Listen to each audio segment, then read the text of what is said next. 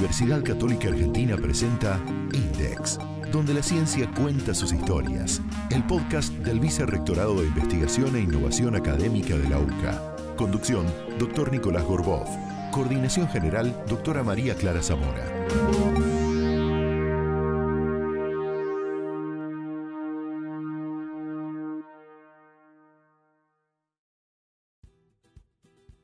La propuesta de hoy es conversar con el nuevo director del Departamento de Investigaciones de la Facultad de Ciencias Económicas de la UCA, el doctor Mariano Tursi, a quien damos la bienvenida. ¿Qué tal, Mariano? ¿Cómo estás? Hola, ¿qué tal, Nicolás? Mucho gusto, la verdad. Muchas gracias por la invitación. Es un gusto estar acá. Vos hiciste tu formación de posgrado en Estados Unidos. ¿Querés contarnos qué estudiaste allí y cómo fue esa experiencia? Yo vengo de Ciencias Políticas y me gradué en el año 2001, que fue un año que para los graduados en Ciencias Políticas no fue el mejor de todos, te imaginarás, por la crisis que atravesaba el país en ese momento. A partir de allí empecé a interiorizarme a partir de una profesora que me acercó a las becas Fulbright. Las becas Fulbright ayudan a los estudiantes que tienen buenos promedios pero que no tienen los recursos económicos como para perseguir sus estudios en el exterior, y con ese apoyo me fui a estudiar una maestría en Economía Internacional a Washington, D.C., especialmente a la Universidad Johns Hopkins, a la Escuela de Estudios Internacionales Avanzados, a SAIS. Allí hice mi maestría en Economía Internacional y después trabajé unos años allí en el Banco Interamericano de Desarrollo y en una consultora de riesgo político global, de práctica privada. Y después volví a hacer mi doctorado. También volví a Johns Hopkins otra vez, al alma mater, y entonces ahí hice ya mi doctorado, en donde me especialicé en temas de economía política internacional, particularmente en lo que son las cadenas industriales del agro, particularmente soja, en Argentina, Brasil y Paraguay. ¿Por qué tu interés por la economía, viniendo de ciencias políticas? Bueno, porque me parece, mira, disciplinarmente muchos economistas, que hoy llamamos economistas, como Adam Smith o David Ricardo, no eran economistas, eran political economists. La economía política era una disciplina donde estaban unidos los saberes que hoy consideramos propiamente económicos o propiamente políticos. Y me parece que en un mundo como el de hoy, como el de ya cuando yo quería estudiar, particularmente en ciertos sectores, recursos naturales, pero en todos, ¿sí? Uno de los grandes problemas de alguien que estudia economía es que es un mundo completamente apolítico. Y la verdad es que los factores políticos y los factores de poder son muy importantes en la estructuración de las cadenas globales de valor, en la determinación de los términos del intercambio, inclusive para las finanzas, ¿sí? Entonces, además porque quería tener una conversación informada con los economistas que siempre me admiraban de menos. Pero eso es un tema, digamos, tenía muchos amigos en ese campo, y la verdad que me parece que si uno tiene una formación como politólogo con elementos económicos, o como economista con elementos políticos, realmente tiene una formación mucho más completa y un perfil profesional mucho más acabado. ¿Y cómo llegaste a la UCA? Llegué a la UCA a través de la convocatoria del decano Carlos Newland. Yo lo conocía por ámbitos de trabajo y tengo una gran estima profesional y personal también por él. Y bueno, hoy como bien mencionaste, hoy soy el director de investigación de la Facultad de Ciencias Económicas de la UCA. Para mí, una gran satisfacción, no solo profesional, sino personal, porque es un ámbito que yo no conocía, no era graduado de la UCA, pero la verdad que realmente me siento muy cómodo, no solamente el ámbito de trabajo, todas las personas que he conocido, y rescato algo que es el ámbito humano, ¿no es cierto? No solamente lo profesional, sino también lo personal. Como decía, de economía y de ciencias políticas, me parece que por el tiempo que hace que estoy aquí en la UCA, la verdad que todas las personas que he conocido son excepcionales desde el punto de vista profesional y también desde el punto de vista humano. ¿Y cómo describirías tu función como director de investigaciones? Bueno, mi función como director de investigaciones tiene como objetivo promocionar, promover y poner en valor la actividad de investigación de la Facultad de Ciencias Económicas. Esto implica particularmente el trabajo muy directo con los 4 centros de investigación que la Facultad de Ciencias Económicas tiene, y también con proyectos de investigación que tengan los investigadores tanto de los centros como de la facultad de manera más amplia. Esto es la primera pata. La segunda, obviamente, es la difusión de la investigación a través de la presencia en medios de comunicación o de revistas no especializadas. Digo, la publicación que se hace estaría dentro de la parte primera, que era la publicación en journals de nivel, y también, por supuesto, la captación de financiamiento para poder ayudar a los investigadores a desarrollar su trabajo de una manera más cómoda, y obviamente la vinculación internacional con otras universidades y con otras iniciativas de investigación que puedan redundar en el fortalecimiento académico e intelectual de la calidad de los proyectos de investigación. Mencionabas la existencia de 4 centros de investigación. ¿Cómo se encuentra organizada la estructura de investigación de la facultad? Sí, el primero de los centros es el Centro de Economía y Cultura, que dirige Carlos Hebel. ¿Sí? Este centro tiene como objeto principal de su investigación la reflexión filosófica sobre las actividades y las instituciones económicas, ¿no es cierto? Busca integrar, digamos, la economía con la filosofía. El segundo de los centros es el Centro de Desarrollo Humano Sostenible, que dirige Ann Mitchell. ¿Sí? Este centro justamente tiene como núcleo principal de su estudio que el propósito del desarrollo es ampliar las capacidades de las personas en todos los ámbitos de sus vidas, ¿no es cierto? Entonces busca un nivel mucho más integral del estudio de la economía, que abarca individuo, sociedad, prosperidad, sostenibilidad. Y después el decano ha creado 2 centros nuevos, ¿sí? El tercero de los centros es el Centro de Analítica Económica y Empresarial, que dirige Daniel Aromí. ¿Sí? Y este centro tiene como objetivo estudiar métodos y recursos que permitan transformar los datos en información de utilidad para la economía y para los negocios. En 2022, este centro ya ha lanzado un índice que tuvo muy buena recepción en los medios de comunicación, particularmente en La Nación, que es el Índice de Incertidumbre Económica, que mide con una periodicidad mensual y con instrumentos de Big Data que no existen en ninguna de las facultades de ciencias económicas del país, la incertidumbre económica. ¿Sí? Si al que le interese, les insto a que entren a la página de la Facultad de Ciencias Económicas de la UCA para encontrarse con un recurso que les va a ayudar muchísimo en sus investigaciones, a los académicos y en la toma de decisiones a los empresarios. Y por último, el Centro de Indo-Pacífico, que es un centro que busca de manera geográfica comprender las nuevas dinámicas globales que están teniendo lugar a nivel político y económico, y cómo estas reconfiguraciones geopolíticas y geoeconómicas van a impactar los modelos de desarrollo en general y el de la Argentina en particular. A propósito de la reconfiguración que mencionabas del orden internacional, ¿cuál es tu reflexión sobre este momento que está viviendo el mundo a partir de la invasión de Rusia a Ucrania? Este es un momento de muy fuerte reconfiguración de los patrones de interacción mundial. Esto quiere decir para la Argentina, para el sector privado y para el sector público, un enorme llamado de atención, porque lo que viene adelante de nosotros es muy distinto de lo que venimos viendo. ¿Sí?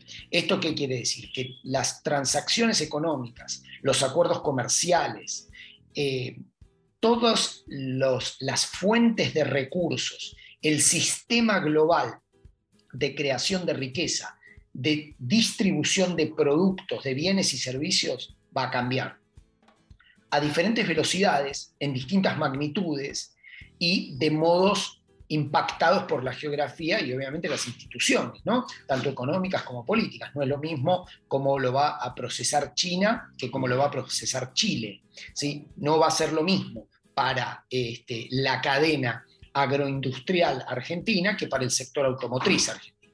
Pero todo esto son las líneas de investigación que nosotros tenemos con Indo-Pacífico. De hecho, el Indo-Pacífico es una construcción geoeconómica que tanto Japón como Estados Unidos están avanzando fuertemente como un modo de contrarrestar la iniciativa de la Franja y la Ruta que tiene centro en Beijing.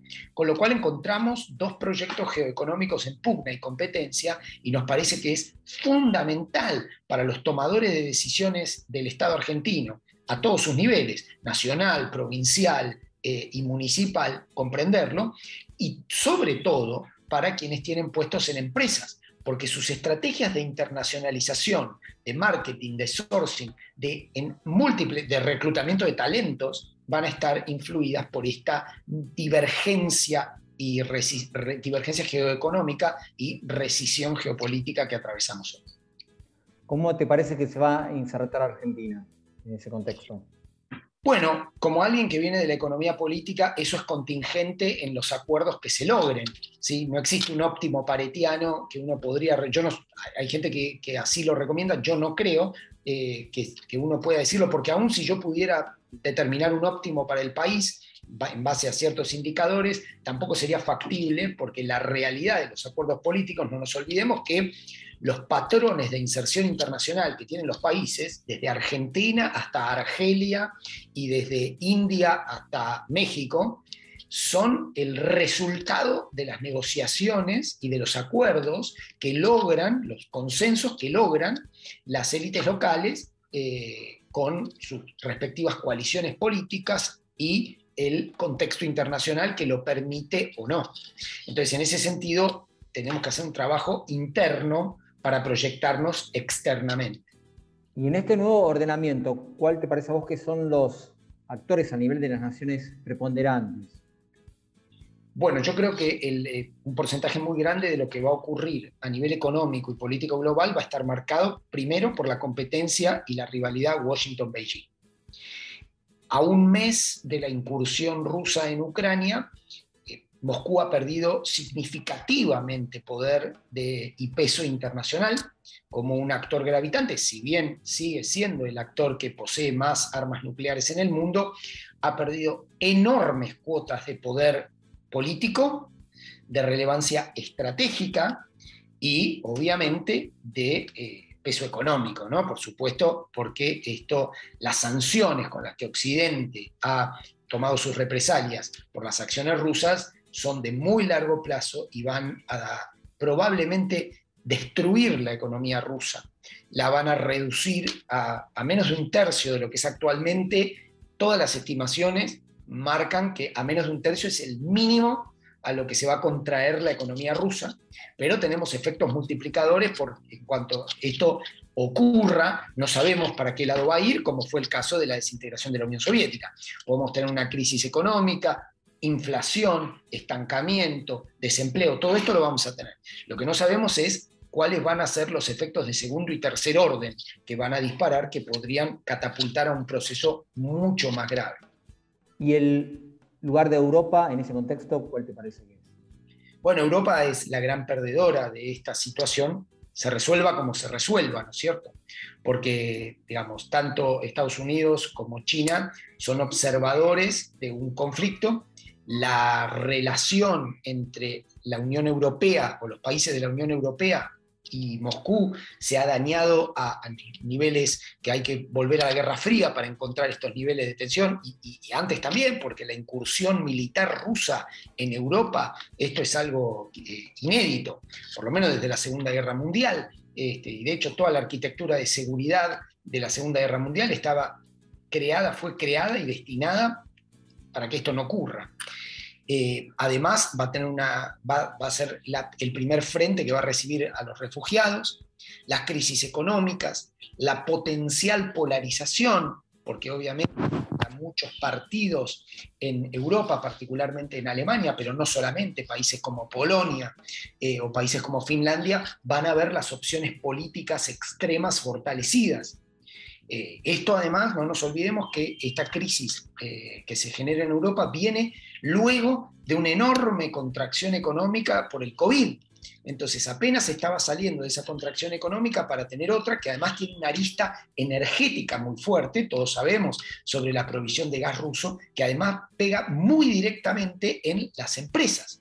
Muchas empresas europeas se habían radicado en Rusia. Automotrices hay muchísimas. Renault, por ejemplo, produce en Rusia bajo la marca Avtovaz.